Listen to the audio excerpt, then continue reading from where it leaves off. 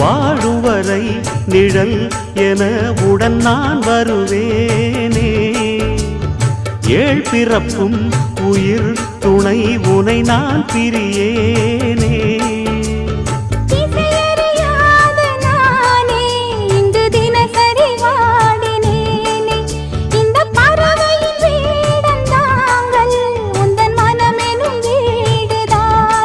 நீண்ட காலம் நேர்ந்த சோகம் நீங்கி போக நானும் தீண்ட யோகம் விளங்கிட. பூமிக்கொரு வாரம் என்று எண்ணி இருந்தேன், பூமுடிக்க யாரும் இன்றி கண்ணி இருந்தேன். சொந்தமின்றி பந்தமின்றி நானும் இருந்தேன்.